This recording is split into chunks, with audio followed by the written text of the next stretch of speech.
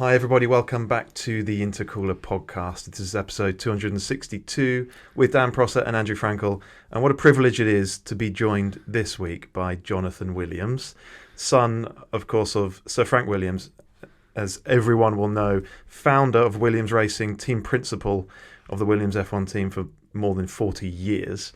Jonathan, brilliant to have you here, and thanks so much for coming into the studio.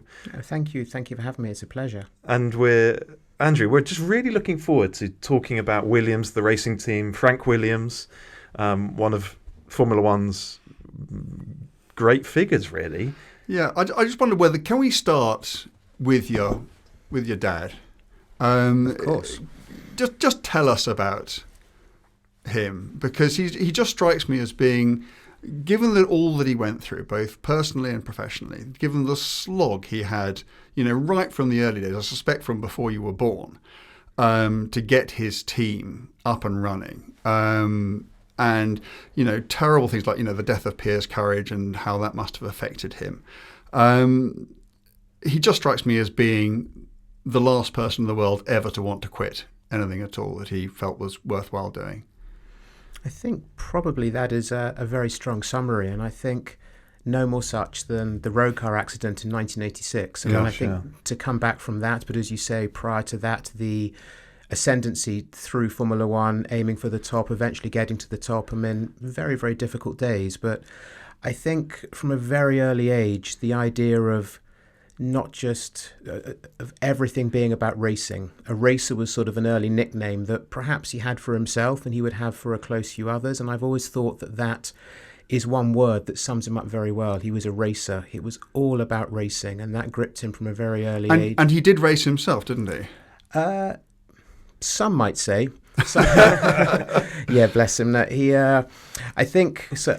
I'm actually named after another pilot of that time, Jonathan Williams, who of course was a Ferrari driver. Yes. He was in Steve McQueen's movie Le Mans, and I think they first became acquainted. It might have been at Mallory Park in an Austin A35 race where Jonathan's car had succumbed to a mechanical failure, and eventually my father might have rolled into the same sort of the same sort of mound of earth next to the track where Jonathan was perched watching the end of the race. And Jonathan's opening comment was, "I thought we'd be meeting soon." So he was certainly a little bit loose on the track, but yes, he was a driver himself. And I think almost you could say the prime origin of how the team really became to be was that he had to look for ways to fund his racing. There was no family money. He had to work at that. He had to wheel and deal. He had to hustle.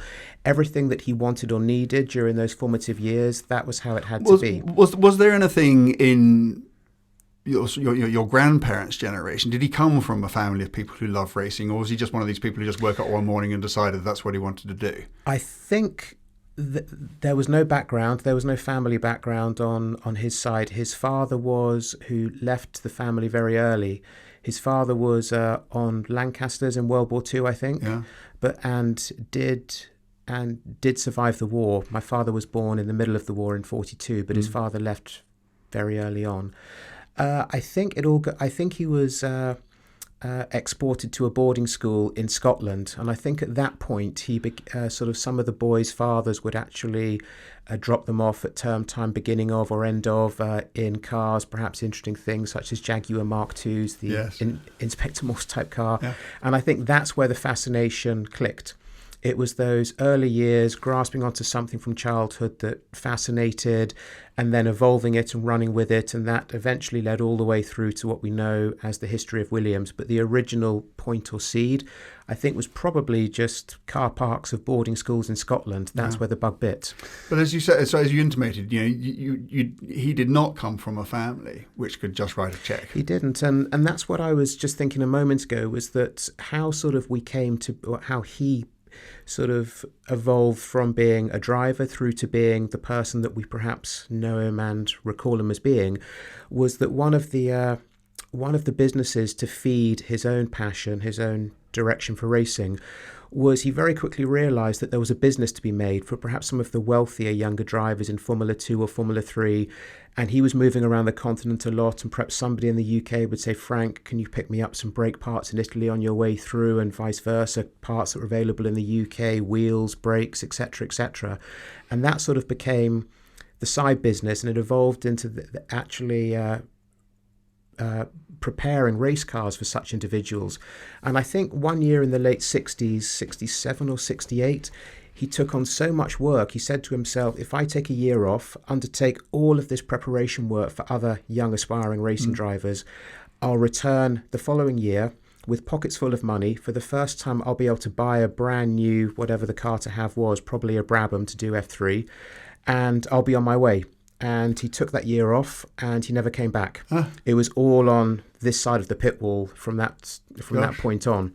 So that was sort of how perhaps he first set foot on the path to where he ended up, so to speak, which was team management, being a team principal, owning a team, and then the whole business of that.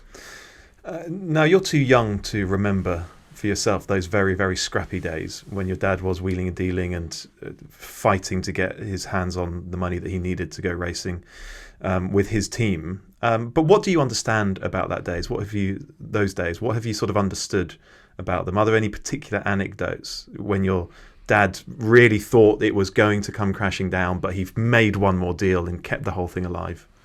I think from what I can understand and from what I've read and from what I've experienced from other people who were present, nobody more so than my mother, it never really seemed to worry him. Right. She said that when they were early in marriage in the mid-1970s, the whole sort of world could be crumbling around them, mostly their financial situation. They could go to bed at night, he'd put his head on the pillow, he'd be gone in a few seconds. And I'm like my mother, I can't, she couldn't, if I have problems or my mother had problems, head on the pillow, you don't go to sleep. Yeah. My father was the complete opposite. So I think he always believed, and he always had the resolve just to keep on going, because I think we all have belief. I just think he just wanted it and craved it so much. He just wanted to succeed in this chosen profession, which is more of a passion.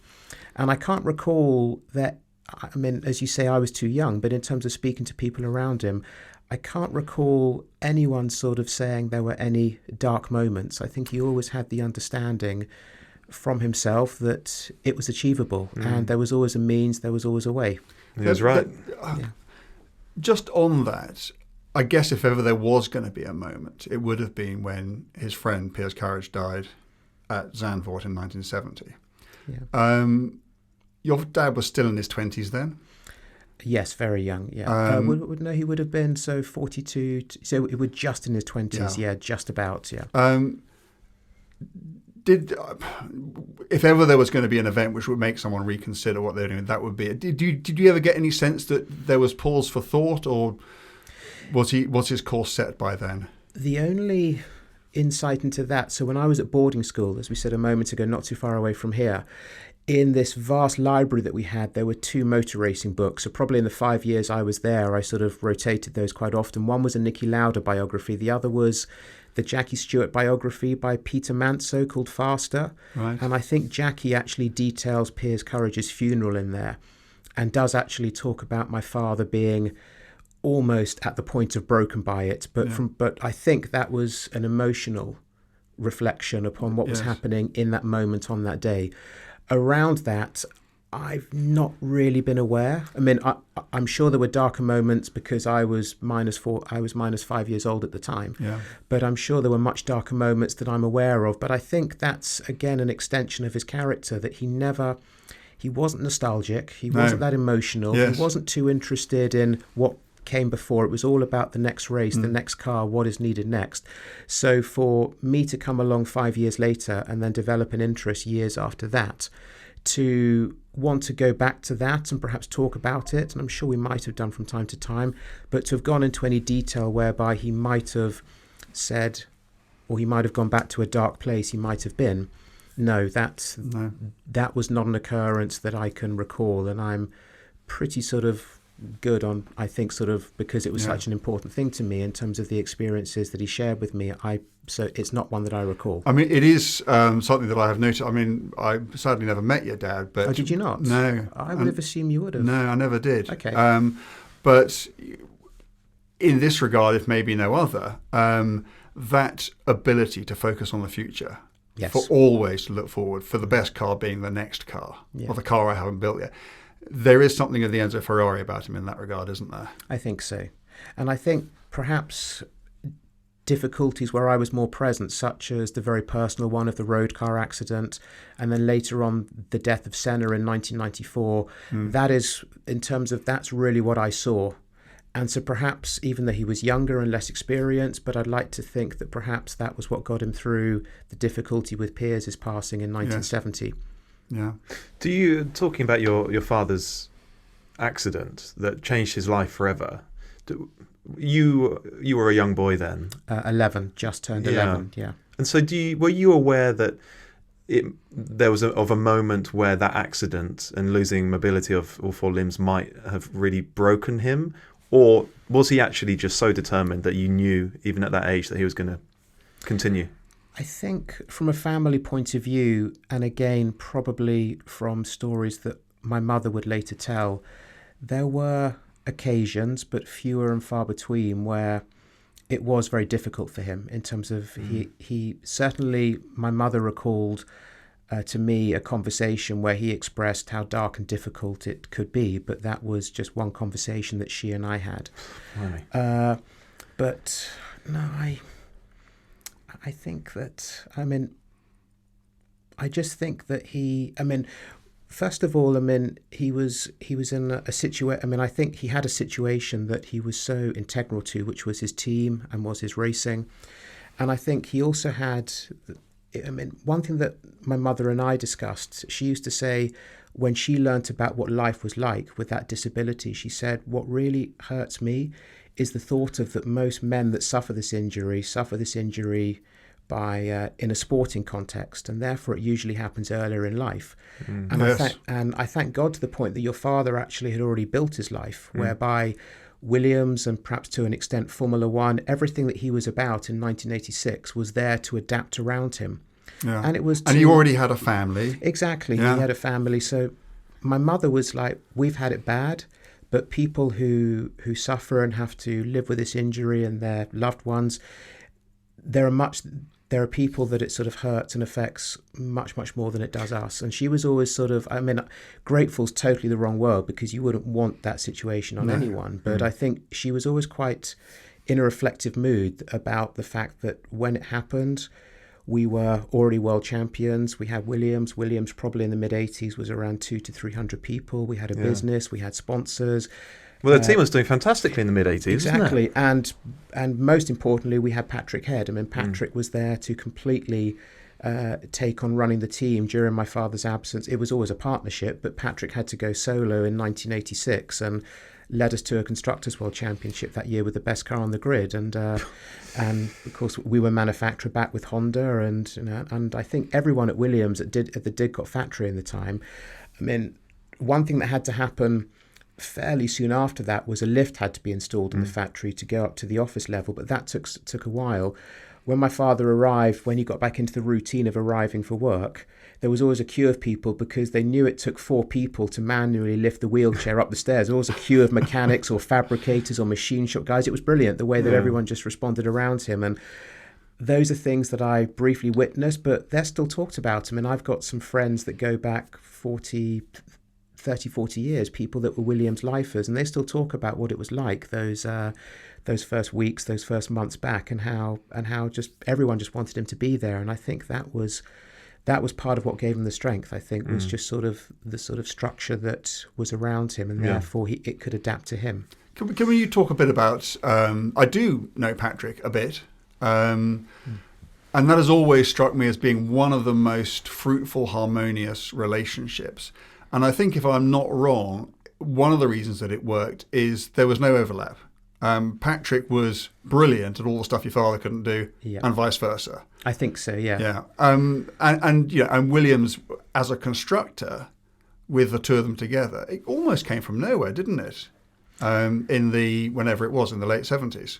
In terms of the origin of that partnership, The origin of that partnership, and then how quickly real success came along with the FW07 and the FW08 and that sort of thing. I mean, I think as New Year dawned on 1977, there was no team, and by the time that New Year's dawned 3 years later on 1980, there were 5 wins in the bank, and there was a championship season about to be set upon. Cadillac would be happy with that, wouldn't they? That's amazing. It's extraordinary. It is.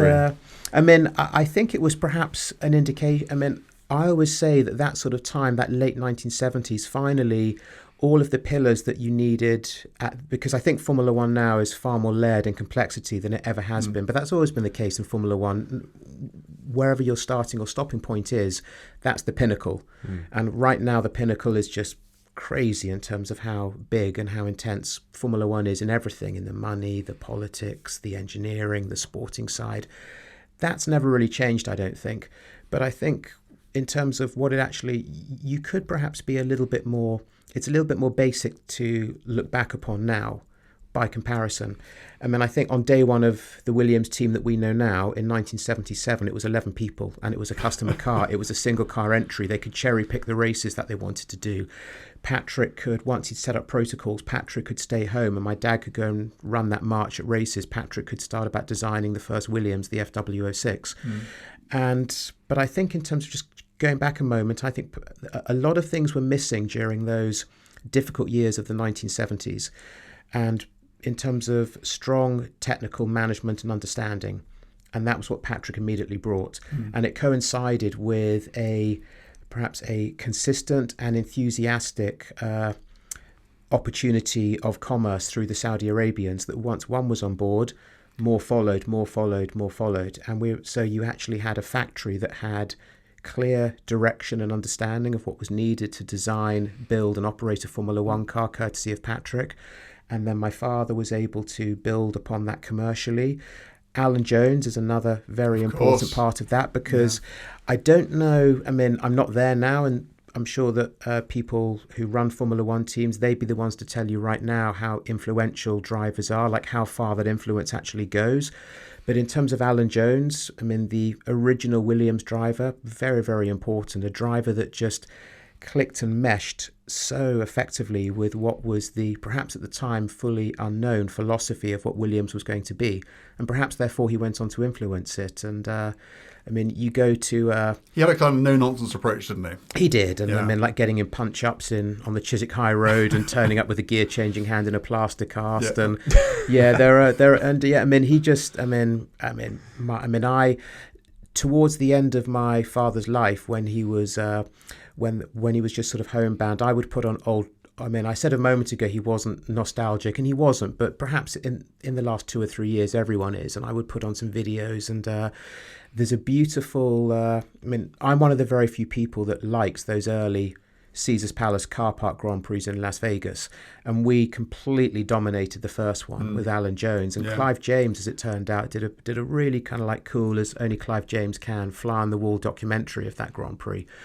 And I showed it to my father in probably 2020 or maybe early 2021, and they sort of like have the grid there, and it's as if you're watching a real Grand Prix. It's all in real time, and the sound, and as soon as the lights go out and the engines roar, it just slows into slow motion, and this like piano piece clicks in, and the camera for turn one is like looking up the straight, so it's looking at them coming through the last corner. And I think if you look at the lap chart, Jones had about a 2.5 second lead or something. But on slow motion, that's exaggerated. So I'm watching it with my father, and it's beautiful, like FW07 with a very stiff suspension, so porpoising down the straight. My father just shakes his head and goes, "What a boy, pissed all over them." and I think second was Gilles Villeneuve, third was Alain Prost. I think Jacques Amelio Andretti was there, Carlos and the sister were, so some serious players were were in the rest of the top 6 on that first lap. Away. Yeah, and he just drove away. And you would have been young at the time. You'd have been like 4 or 5, wouldn't you? 6 in 1981. But presumably you knew these characters. And you didn't know these characters are the sort of the superstars of Formula One. These were just people that your dad would bring home, and you'd find them around the dining room table. Claire and I first met Nigel Mansell when as 6, 7, 8 year, we'd have been about 7 or 8 or 9 the year, because Nigel signed for us in the summer of 84 for 1985. And Claire and I first met Nigel Mansell when we were awake before our parents were, and playing on the floor of one of our bedrooms.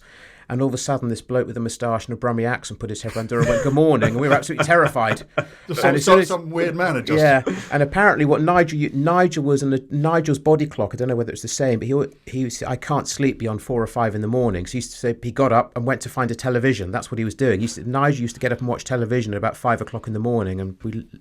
But that's what was happening. So yeah, they were around our house, and yeah, that was what was really fascinating about growing up, was just having all of these guys at home. Because in those formative years, the 1980s, the age gap was much, the drivers and my father and Patrick, my mother, they were all of a similar generation. So it was much more social. And my father later on, knew that sort of a Juan Pablo Montoya or a Ralph Schumacher wouldn't want to go out for dinner with him. But perhaps Alan Jones would, and there'd be Charlie Crichton Stewart there, the real kind of like social sort of gear of the whole thing. And are you still in touch with some of these guys? Yes and no. I mean, not sort of.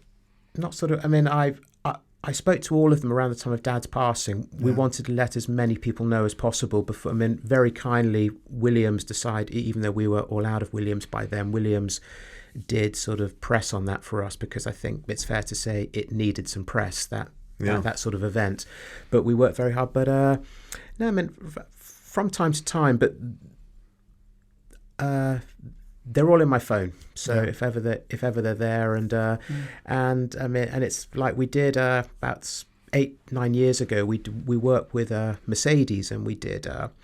We took both the Rosbergs to the Monaco Grand Prix in their respective championship-winning cars, and they did a little bit of toing and throwing for half a dozen laps, which is really cool. And Keke has always stayed away from that. And I mean, I tried to get him to Goodwood for years and years, and I think he's one of only 2 living world champions who have been alive since the foundation of the Festival of Speed, who have never participated. Oh, who's the other one? Michael. Oh, of course. So sadly, yes, I think Michael's the other one. So it's Keke, and so there are only 2 people who I think in the last 20 or 30 years have gotten Keke Rosberg to drive a historic racing car. One is Bernie for the 60th anniversary in Bahrain, and the other is Nico for this. And I got a WhatsApp from Keke 2 days later, and it just said, "Hi, Jonathan. That was amazing. Thank you. Love being with my old car. Was it a misfire that I was telling you about afterwards, or am I just getting old?" So I do actually have sort of a bit of a relationship with them, because those old Cosworths, if you're not in the right gear, it kind of like tells you that it kind of tells you it's misfiring a bit. I think. Should we do some stats on Williams Racing, the F1 team? Okay. 16 championships in all, 114 Grand Prix wins, 313 podiums, 128 poles, all of which makes Williams still one of the most successful Formula 1 constructors ever. Only Ferrari to this day has won more constructors. Did McLaren equal it last year? McLaren have equaled it, yeah. So they'll probably go ahead of it if they stay on course, yes. Which is records are there to be beaten. But you might get them back in 26, who knows? Well, yes. Yes and no. Unfortunately, there's not too much of a we about it anymore. Yes, exactly. But the name is still there. Yeah. So. But you must just be immensely proud that Dad built this titan of Formula 1. Absolutely. And greatly privileged that in any way, shape or form was allowed to be a part of it, because that wasn't a given. And and just how, and it's sort of continuous. It's sort of evolved in terms of how it comes at you, but from those early days of being children in the back of his car, driving into racing tracks and seeing how fans reacted to him, especially when you had a Brit, going to the British Grand Prix with a competitive home hero such as Nigel or Damon. Yeah. And even the Red 5 days. Oh yeah. And even winning the Hungarian Grand Prix with Thierry Boutsen, and then the next race being Spa, his home event, and just driving into Spa that day with everyone really hyped around Boutsen. And then just sort of seeing how people later on, how they want to talk to you about it, and such as the opportunity to be here with you today. I mean, it's something which I think will always be a wow factor in terms of where it came from to where it concluded in 2020, and all of the highs and lows. Incredibly proud of him and the other people that were around him. And the two that I'll always mention more than most will be Patrick and my mother, but greatly sort of privileged to have more than a front row seat to it. I mean, of course. Well, that era through the 90s where Williams really was a top team, a dominant team, winning several world championships during that phase. You'd have been a young man. Were you going to the races? Were you involved? Yeah, I mean, when it was childhood and when it was school term or half term, it was 3, maybe 4 Grand Prix a year, with the British always being sort of the focal point. And then later on, when I got involved, especially more on the scouting side for younger drivers, which Williams became first, really, I mean, there was always something going on, but in terms of actually putting a structure in place and a plan in place, that was really late 1990s, and that was me. And I began going to more races then because the better ones were always sort of supported in F3000 or GP2, so there was a need for me to go. So yeah, I was going to races, and so I witnessed some lows and I witnessed some highs. I mean, I was there when Villeneuve won the championship in '97. Now, the way that you want to win a championship is you want to win it going away because it's much better for the nerves. Yes. But if you actually go into a season finale 1 point behind a Ferrari driver whose name happens to be Schumacher, and you come out ahead through that sort of, and the way that race in Jerez, that European Grand Prix of 1997 evolved all the way through to the collision they had that ultimately settled it. I mean, upon reflection, that's a much sweeter way to win a world championship, but it's the more painful ride. Yeah. But because that was a bit of a long afternoon, but I did get to go to quite a few races, and I used to love sort of perhaps trying to break away from my dad a little bit. I like spending time with the mechanics or the marketing people. I like being in different hotels, and I like sort of making friends in the junior paddocks such as the F3000 or the F3, and I still have great friends that I met there. So were you in Japan the year before Villeneuve's year, so 96, Damon Hill's year? No, I wasn't. That was sort of just before I really had a role of any significance. I think in 96 I was still gophering in the museum workshop, which is what we called it prior to the heritage becoming a part of the business. No, I wasn't. That if I could sort of time walk back, that would be one of them, because I mean, it's almost become the greatest Murray Walker moment, hasn't it? Good, I mean, I think that the lump in my throat, the lump in the throat thing. Yeah, I mean, that's and it's a good sort of way to bring a bit. I mean, we talked about Alan Jones, we've touched upon Nigel, but I think Damon is the big three. There are, I mean, it's like we mentioned our friend Karun Chandok earlier, and it's something that he and I sort of have this. We touch upon it from time to time, but we have this sort of debate, which is, and it's sort of like, because everybody likes their top 10s or their top 5s, you know, it's a whole top trumps thing, isn't it? We're all car guys, we've all been. We like lists. Yeah, we like lists. And it's like, who are the best 10 drivers at Williams? And I go, well, there's 2 headings for that. Who are the best 10 Williams drivers? And who are the best 10 drivers to have driven for Williams? Okay. And Alain Prost is always sort of because Karun's a big Prost fan, and I am too, because he's a Williams world champion. But he was there for a year, did a very proficient job. But I think you think if Nigel had been in that car, he'd have run away with it. I don't mean to be disrespectful to the 2 guys that delivered us 10 out of 16 wins and both world championships in '93, but I think that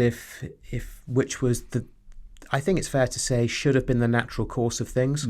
I think if Nigel had stayed with a big red 1 on the car to defend the championship, and it's a little bit of a sacrilege, I know, sort of talking about, you know, Ayrton, Senna not winning races, but I think if Nigel is in the FW15C in '93, we deliver a season akin to Red Bull 2 years ago, or McLaren in 1988. I think we win 13 or 14 of those Grand Prix, and probably 10, 11, 12 of them with Nigel, I think, because that car, I mean, 14B probably had just as much, if not more, of an advantage. There was some unreliability with 14B. If you actually break down that season race by race, there are quite a few DNFs. So this is the fully active era, isn't it? Yes, yeah. And 15 sort of was a tidied up, neater version, hence the sort of bulges on the on the forward part of the monocoque where the push rods dock on the 14B, they've got this sort of bulge to accommodate rather chunky hydraulic actuators. Yes. That was tidied up for 15C, so it looks a much more just push rod straight into where you would expect them to be. And I think there was sort of, I think there was there auto on the gearbox as well. There were braking systems. I mean, the thing is, there was so much. They had a sort on. of brake-by-wire system. They could brake individual wheels, couldn't they? I think they could, yeah. So you could have sort of effective torque vectoring on the car. And then there was the constantly variable transmission car taking place, which never got to race. I was going to say, it didn't race, no. That car, first of all, FW15 naturally should have been the car from 1992, because in 91 we had FW14, and then we had always had active suspension in R&D ever since we'd first tried it through 87 and 88. And I think over the winter of 91 going into 92, it was like, this is now ready to be deployed fully and very effectively. And 14B was actually taken to the last Grand Prix of 1991, which not many people know. There were 4 cars there. One was a 14B, and it only ran in the practice sessions.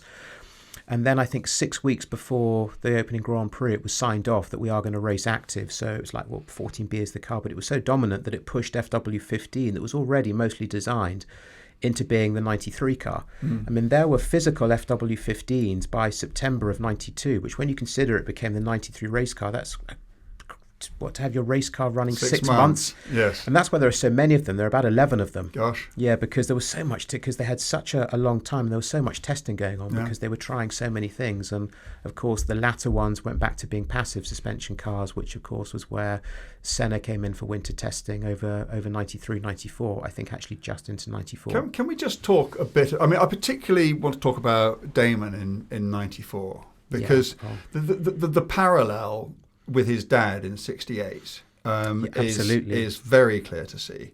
That his father picked the team up after the death of Jim Clark, went on and won the championship.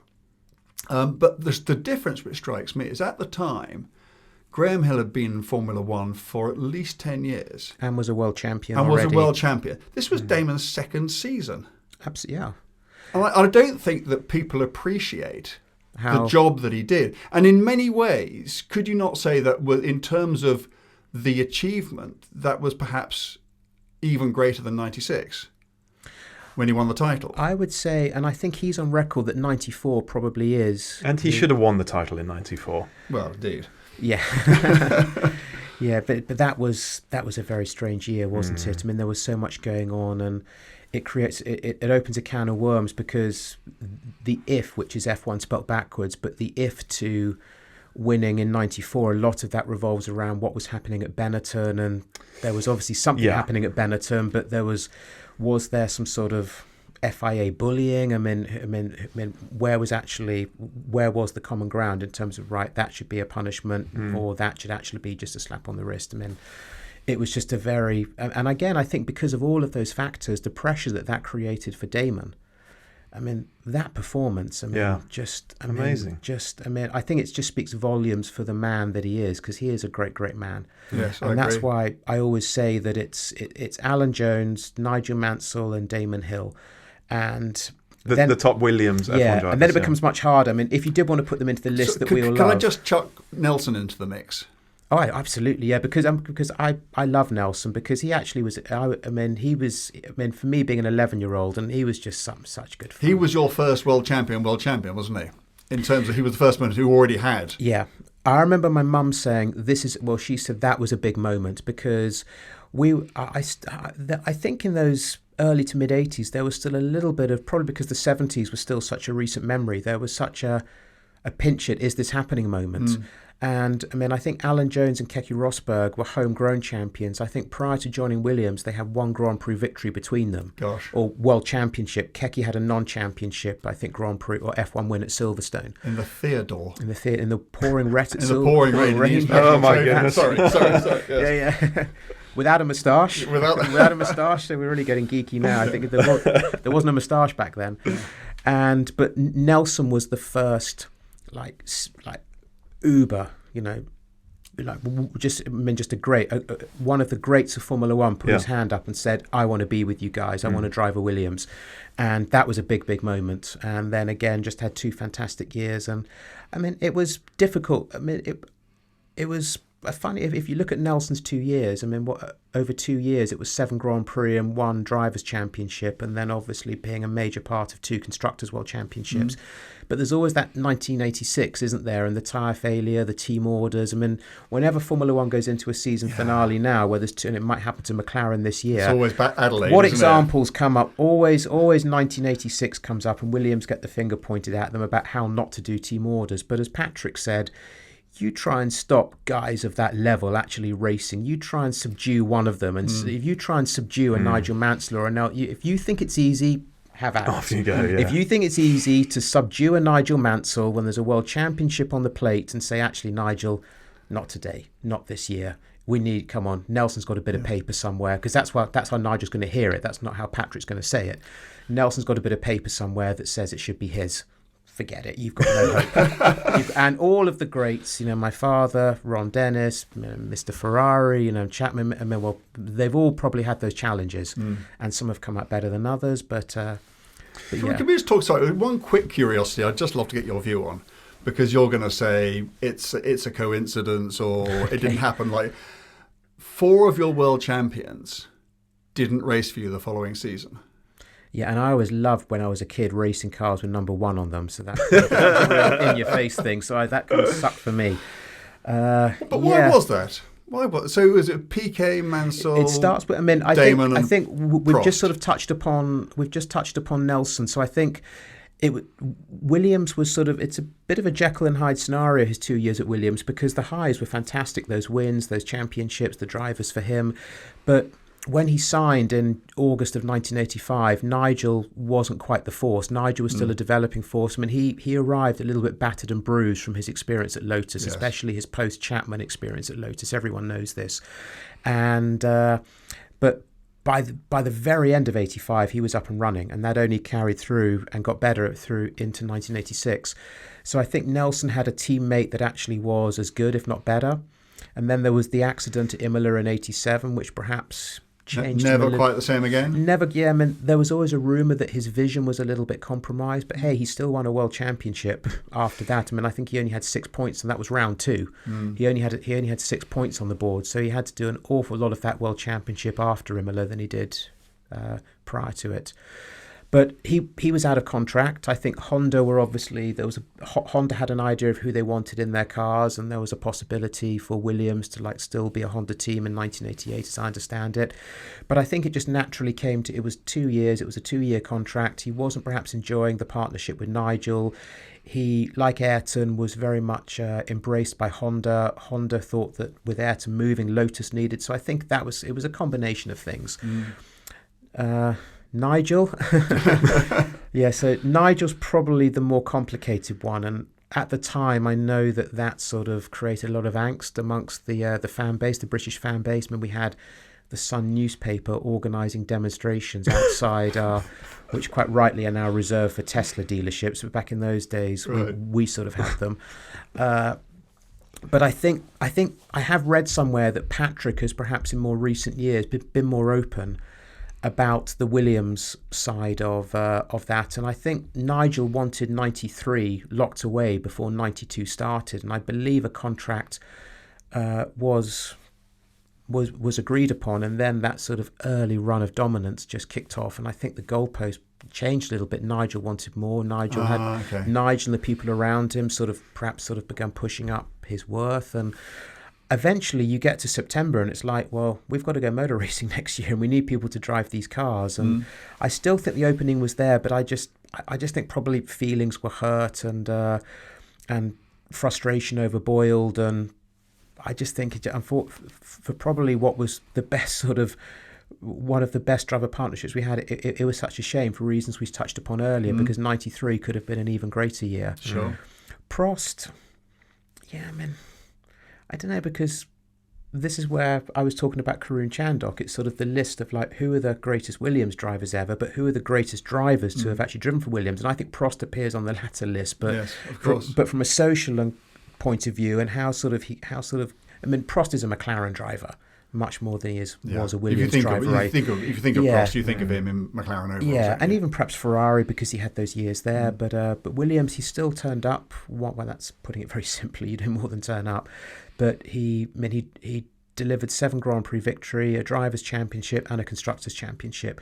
But I think he never felt like one of us. No. And I think I wasn't actually hands-on back then, and it wouldn't be fair of me to name names, but that's quite an opinion from a lot of people that were there in 1993. He just wasn't one of us. Yes. Okay. And I think probably with Ayrton coming on board for 94, no matter what, he'd sort of seen that movie before at McLaren as being teammates. They were never going to let that happen again. Yeah, he'd come out of sabbatical, he'd won the World Championship, and enough was enough. Parked it, yeah. Yeah, and then Damon, that's the one that I find most curious, if I'm honest with you. I just want to put a caveat in here that when my father was with us, I was much more in my place. They were like, this is his thing, it's not mine. But now that he's no longer with us, I sort of feel a bit more possessive of the experiences and the insights that I have to his way of thinking, and if he were able, and at the times when I would ask him questions. I think with Damon, he later admitted to me that from a pure sporting point of view, it was a mistake to not continue with Damon. Frentzen just wasn't. I think Frentzen had the potential, but Frentzen wasn't able to deliver that within the environment of Williams. And we saw later on how effective Frentzen was at Jordan. Absolutely. He came he went into the last race, I think, in 99 with a mathematical chance of becoming world champion. And some drivers, I mean, I remember my mother saying to me, she said, I said Nigel Mansell would never working with Ron Dennis at McLaren. I'm saying it now when Juan Pablo's going the same way from Juan Pablo Montoya from Williams to McLaren. Now, Juan Pablo Montoya did win 3 Grand Prix in 2005, which is probably more than you would have won if he'd stayed at Williams. But the way that it all ended the following year, like being sacked or leaving the team halfway through the year, after causing an 8-car pile-up at the American Grand Prix, including taking out your teammate, it didn't work. No. And the whole playing tennis on a motorbike sort of accident at the beginning of the year and missing races, that wouldn't have happened at Williams, because Williams would have been like, oh, you're riding a motorbike, you idiot. Well, we'll just get on with it. But McLaren, he felt he couldn't say he was riding a motorbike because he had a bit of paper that said he shouldn't be riding a motorbike. Freedom of expression. But Damon, but I've spoken about this with a few people who say Damon knows this bit. The guy that represented Damon at the time, my father just couldn't stomach. And I think that was a big part of it. I think my dad was like, I can't have a guy just waltzing in here and putting his feet on my table and saying, Frank, the bidding for Damon starts at 15 million, which is an awful lot of money for a Formula. I mean, our budget was less than 100 million. 30 years ago. Yeah, so driver salaries were never like 20% of the budget back then. Yeah. Maybe Senna at McLaren in 93, but that's not my business. But... and I imagine your dad was not the sort of person that against whose head you'd put a gun without. No, and so being very prepared to pull the trigger. Yeah, so I haven't actually had this discussion with Damon myself, but I'm told that he gets it, that he does know that sort of how this guy represented him just simply rubbed totally the wrong way. Sure. But I think what would it have changed? I mean, I think 97 would have been a neater season because I think, Jacques was always doing his own thing and Heinz was a little bit lost. I think we might have marched to the championship a bit more in 97 than sort of been shoulder to shoulder with one or two of our rivals, but you don't know. But you won both titles that year anyway, so it hardly matters. We did, but I mean, and then there are these people that say, well, because of Hill, you lost Adrian Newey. Maybe, but I'm not sure that Adrian can ever... I think Adrian is just such a phenomenon that can you actually cage him in one team for life? I just don't know.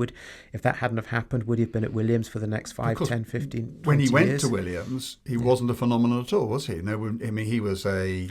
I think, as Patrick puts it, he'd just been fired by an accountant. He'd done the Leighton House, hadn't he? Yeah. He had, which was sort of had I think they'd failed to qualify, and I mean they'd had in '88 that car begun sort of putting its hand up and saying, right, big boys, I'm gonna kind of like get involved in your game here, and like there were races like Estoril '88 or Japan '88 with Capelli in that car, And then they didn't quite have the 1989 that you thought they would have done. But in 1990, it was a bit sort of more up and down, I guess. And I think both those cars failed to qualify for the Mexican Grand Prix. Notoriously bumpy track, so I guess from an aero platform point of view, your stability's not there. And I think he was fired by an accountant over the phone from Japan, from the Leighton House head office. So the cars then went off to the billiard table smooth Paul Ricard and ran 1-2 for most of the race and only missed the win with, I think Capelli's car coughed with a bit of fuel starvation and Prost just nipped him with about 3 laps to go. Goodness. And I think Adrian's position was, I've got offers from Arrows to be the technical boss, or I've got a chance to go to Williams and be, I guess, chief or head of aero, or what would have been called. And he said, I'll probably learn more at Williams, and they're essentially a bigger team. They're a manufacturer team with Renault. So he came to Williams, and I think Patrick's on record as saying it took me 10 days or 2 weeks to realise that I needed to vacate my position as chief designer and give it to Adrian and promote myself to technical director. It was that quick. Because Patrick realised that this was the guy that should have much more control over how these cars are actually designed, not just the aero, to the point that one of the stories I love that sort of shows the strength of that relationship was, and I can picture the office even. Patrick said that Adrian came into my office one day in, I guess it would have been late-ish 1990, and said, Patrick, I need a smaller gearbox. I just needed, this gearbox is too big. And of course, there were already a lot of work because we were making the transition following Ferrari's lead. We were the second team to do it, going to semi-automatic. So there was already quite a job list when it came to gearboxes going into 91. So for Adrian to say, and Patrick said, I closed my office doors and 6 weeks later I came out with a new gearbox. And it was like, Patrick just said, right, I'll close the door for 6 weeks and I'll design a new gearbox and where we go. So I just love stories like that. God. And again, I think that just sort of shows how when Williams was really good, one of the reasons why it was really good, because it was open. It wasn't Sir or Mr. Head. It was Frank and Patrick. Yes. And people could come in and have an influence straight away. I mean, if you were good, you'd be listened to. Sure. And even if you weren't good, it was a team. It was all about. I mean. There's a brilliant book called Racers. I would say the first book written about Williams by Doug Nye, published in 1982. And there's just it's a throwaway line, but it sums it up. There was some like anecdotes in there from the secretary who did travel, and she said, Frank always impresses upon me. He always wants to know what hotels I've booked, because these boys have to work 18 hours a day before curfews, of course. And she said, for Frank, a wash and scrub in a bucket at the end of the day isn't good enough. These mechanics have to have proper hotels.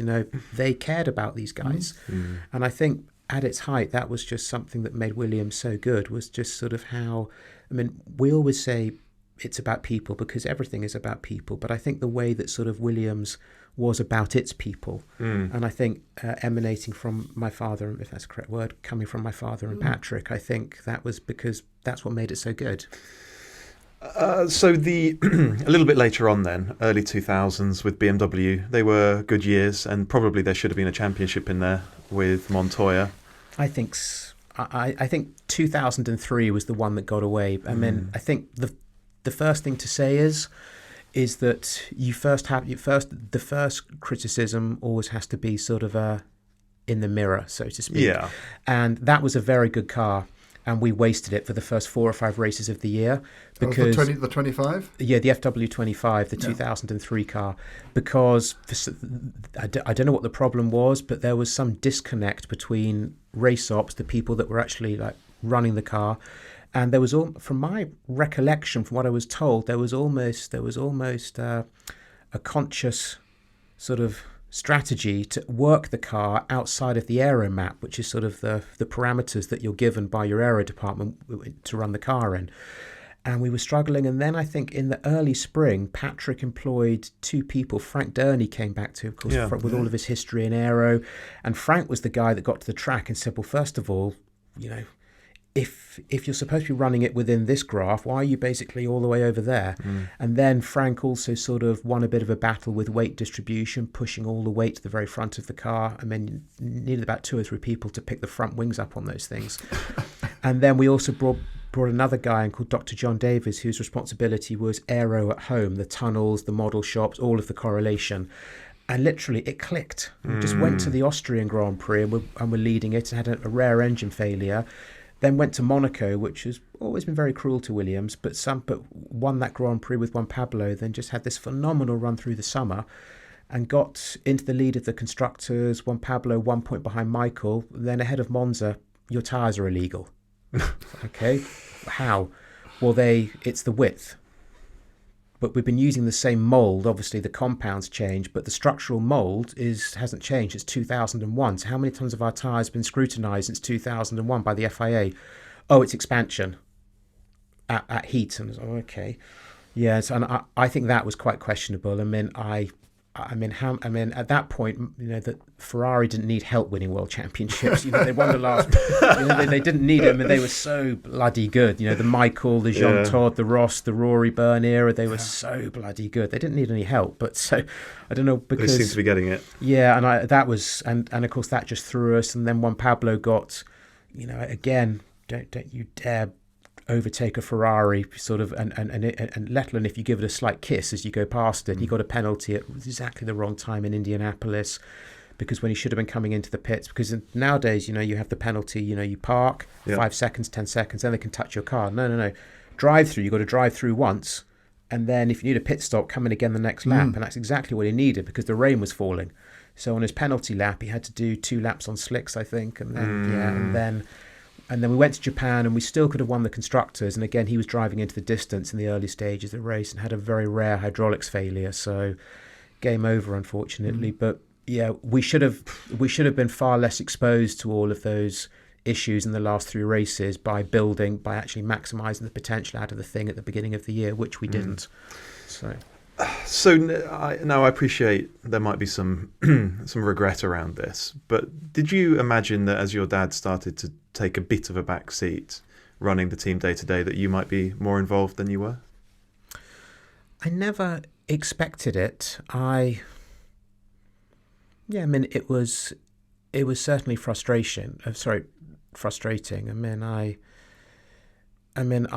thought that I'd sort of proven I sort of went off with a few. In the late 90s, Williams had a need to engage in Formula 3000, and we won championships with guys like Juan Pablo and Bruno Junqueira, and then a group of the guys that we contracted with became very close friends of mine, and they are to this day, and we set up our own GP2 team, and we won championships. We took Timo Glock to the championship. We won races with other drivers. We won with Monaco with Bruno Senna, for example. So to be passed over by people who had no grounding in racing. But it's not just one occurrence. The thing that really nags at me was that there's a certain person running a certain German-owned Anglo-based Formula One team that knows more about it than I do. But why Williams ever became a public company in 2010, 2011, and the executives that came along later, none of us really quite understand that or the bones of it. And I think and then the way that a PLC has to be structured, the type of management people so perhaps the way that sort of the management decisions were being made, it was no longer, like we touched upon with Adrian Newey, it was no longer just Dad and Patrick and pure racers. It was businessmen. Yeah. You were sort of, again, I'm not going to mention, because some of them that actually came into these roles were just, fantastic guys with phenomenal sort of careers behind them. But you would come into Williams on the back of a phenomenal career in legal or finance, never even been to a racing track. And then 5 minutes later, you're making strategic sporting and technical decisions because you're on a board of a PLC. And that's how it happens. And it's like, well, and then as it sort of filtered through into the factory, it was like, well, this is crap. Yeah. Because, this is just... What did your dad make of all of this? It must have been very painful for him. I think as time went on, unfortunately, he sort of became less sort of aware of it himself. And I wouldn't say, I think because the one strength of his that might not have helped him this time was he always had a lot of faith in people. So once you were locked into being somebody of anyone at Williams, he had faith, he had belief. He didn't have sort of the throw you away attitude. So I think he probably just kept the faith that these people would eventually right the ship, and this was sort of the future of the company and how the company had to evolve and grow. So I don't think it ever sort of really. I mean, I think in the last 2 or 3 years, yes. I mean, he would look at. I mean, I go into his office when I was not at a race and he wasn't at races, and you go in on a Friday or a Saturday and the lap board would be up. He'd be watching Sky Sports live, and you'd look at like 19th and 20th, and there your cars would be, and he'd be sitting there shaking his head and. I'd be like, well, we're kind of, this is, unfortunately, it's sort of inherent, it's not by accident, but we debated a little bit. I sort of clashed heads with him very much. Again, this goes back to something I alluded to earlier. I would never talk about things like this were he still to be here, but now that he's not, I feel more possessive. I perhaps gave him an easier time later on because I actually really clashed heads with him over the promotion of Sam Michael to being technical director. I always not publicly, because that's, again, I've alluded to, but I always said to him, that's a mistake. That's a mistake, that's just the wrong way to go. And he and I had quite a few clashes behind the scenes on that. And eventually I didn't get a cease and desist letter, but I essentially got a message through another family member saying he's had enough of those conversations. Yeah. Okay, respectfully, it's his team, but I just don't think that this is the guy that's going to get us where we've set him up in terms of what our why the guy's in that role. Yeah, so that was sort of, but we clashed a lot. So, or rather, we argued a lot or debated a lot, I'd say. Yeah. So the team's last title was in 1997. It was a very, very competitive team in the early 2000s, as we've discussed. But since then, it's been very lean, very barren. There was that one win for Maldonado in 2012. Yeah, that was a great day. Very fond memories of that. Until something blew up in the pit garage. Yeah. Yes. But I was kind of front row for that. Were you? I had a wave of flames go about 5 or 6 feet over my head. God. Just literally looking like a backdraft moment, but over my literally flames rocketing across the garage ceiling. Yeah. So. Oh God. But I mean, since then, has it been very, very difficult to watch the team really struggling? Fingers crossed that this season's looking quite positive, but last season... but for me, up until 2020, I'll be honest about it. Because it was such, a privileged and very important part of my life, when we had to say goodbye to it, I'm sort of a clean break person. So the family sold the team in 2020, and you consider that a clean break? I'm still fond of Williams, and it's still the team that I would like to see doing well, but I'm not, to use an Americanism, I'm not hanging on it. Whereas before it was everything to me, and it was, as you say, it was hurting. Those sort of that George Russell, Robert Kubica year where the car was almost an island by itself at the back of the grid, so slow. And then earlier years where, like maybe 2011, which was similar, or 2013 as well. Yeah, it was upsetting. It was very frustrating. Whether I was right or wrong, I don't know, because there was no proof of that pudding, but I always felt that I could see what the problems were, and I felt that the people that ultimately were in the driving seat couldn't see those problems, and that was very frustrating as well. But since 2020, because it's not my, if Williams have a bad race tomorrow, it doesn't affect me in any way. And if they have a good race tomorrow, I'm a bit like, that's cool. But I'm, as I said, I'm just a clean break person. So it's the healthiest way to be, really, isn't it? I think so. So if they sort of asked you to, I don't know, act as some kind of ambassadorial sort of. Well, you never say never in life, do you? But I don't think that's never been I don't think that's ever been alluded to, and I very much doubt that that's coming around the bend either. So, but you never say never. So there's I think in 20, because we went very big, what would have been 10 years prior, for 40 years. So in 2027, Williams has its 50th birthday, and after Ferrari and McLaren, it's only the third Formula One team to reach its 50th birthday, because I don't think you can really sort of connect Mercedes from the Fangio to where we are, to where they've been for the last 15 or 20 years, or since Brawn, so 15 years. But so Williams has been, and we went quite big because my father in 2019, my father became the first and to date the only team principal in the World Championship to have been a team boss for 50 years. because of course a lot of what Enzo Ferrari was doing was pre-World Championship. Yes. So so we went quite big for Williams 40 and Frank Williams 50. So I guess there'll be stuff happening in 2027. You would hope so, wouldn't you? So whether that needs to involve the family, I don't know. But But your door's open. There's no bad blood there. Of course not. No. I must say I don't know. I don't really know the people at Williams now, to be honest. No. I mean, but then I'm not the same. When the camera scans around the garage, I'm like, nope. Lots changed in 4 years. Nope. So four or 5 years later, don't know any of you guys. 4 or 5 years later, was it the right call to let the team go, or was there really no other option? I think the latter, yeah. I mean, because your heart would always say it's never the right thing to let go, because it's a Formula One team, which is such a great thing, and it was our Formula One team. It still carries our name, but it was the right thing at the right time to let it go. It just sucks that the right time was in the middle of a global pandemic when probably people aren't really, when sort of everything else is rather subdued, and the excitement of Formula One that everyone is like just completely absorbed in now, and quite rightly, just wasn't there in 2020 because there were other things to kind of like get your attention in 2020. So, well, I mean, we are running out of time. Okay. This is episode 262. I think it's one of my favourite that we've ever done. It's been really good fun. No well, that's very kind. I thank you. And I mean, I don't want to end on a sort of a low note. The team sadly is not as competitive. Well, I did at Williams, so you can go for it if you. But it's the thing about Williams is it's a story that we should celebrate, and your father is a person that we should celebrate, because what was achieved there with such humble beginnings is absolutely astonishing.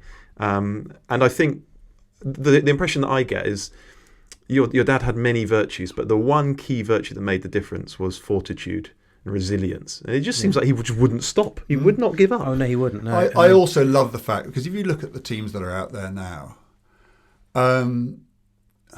your dad founded Williams to go and race cars. Yeah. Racing car manufacturer, not a fizzy drink manufacturer, or because they had a road car business they wanted to promote. He wanted to race. It's just racing. Absolutely. And it's actually, it's one of the joys that I have in seeing McLaren come so good, because came from the same place. And Zach's that way too. I mean, he's a proper racer. Zach is a racer, isn't That's he? 100%.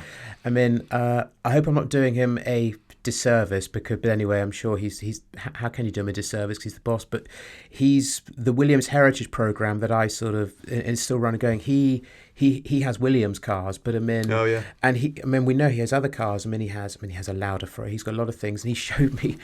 I don't know. I think we were in San Jose Airport because coming back from the Monterey Car Week a few years ago, and we ended up sitting next to each other in the lounge.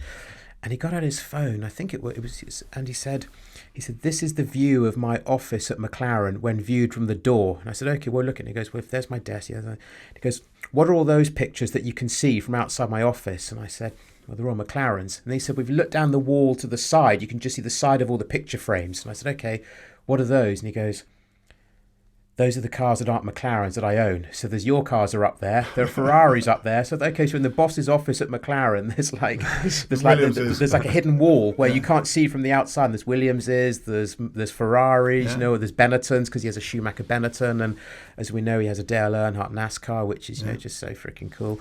And he has all these other things. He's got Group C cars, his Jaguars. Yeah, he's got RS500, isn't he? Like a Cosworth. Probably. So he is a real racer. So I think you're exactly right, and I think you're exactly right. And you can just see the way that team's coming together. And again, just in the drivers, those drivers are, I guess, such an identity of the team. And that comes back to where we started with Alan Jones. I mean, Piastri and Norris just scream Zach Brown McLaren, don't they? They just the papaya. They just scream that, and that's why. And when we had the F1 exhibition in London last year, which I was involved in, and Karun and I went, and I said to Karun, it doesn't bother me as much as it would do, because we've already answered that question, but 4 out of 5 of these fans are wearing orange. It was like the races are the same. This thing is, everyone just loves this, and it's such a success. Everyone's wearing orange. If you went to XL, to the F1 exhibition, for every sort of like Williams or Ferrari or Mercedes cap, there's 3 or 4 McLaren caps. Yeah, because they love the way they exactly, go racing. Yeah, and the shirts as well. The pit shirts. Although I did say, I forgot to tell you this when I came in, parking outside your studio today, somebody walked past me in I was so geeky I could pick it out, in a 2014 Williams Martini. Oh, so there we go. So I'm in the right place. And that person would have had no idea. I was sitting in my sitting in my car, waiting for this, and somebody walked past in a little bit sun faded, but you would expect that from a light blue. Good livery, that wasn't it? Yeah, somebody, Williams Martini anorak, somebody walked past outside your studio not 2 hours ago. That's brilliant. Maybe they'll hear this. Maybe. All right, well, we need to wrap this one up. But Jonathan Williams, it's been fantastic. It's been so good. No, we thank appreciate you guys. it. Absolute pleasure. Everyone listening thank or watching. For the GTS tip. Yes. We hope you enjoyed that. I think that was a real treat. So hopefully you all enjoyed that one too. Please make sure you follow the show on whichever podcast app you're listening to this on, or subscribe to this channel if you're watching on YouTube. And in return, we'll be back again next week. Thank you. And thank you, Jonathan Williams. Thank you.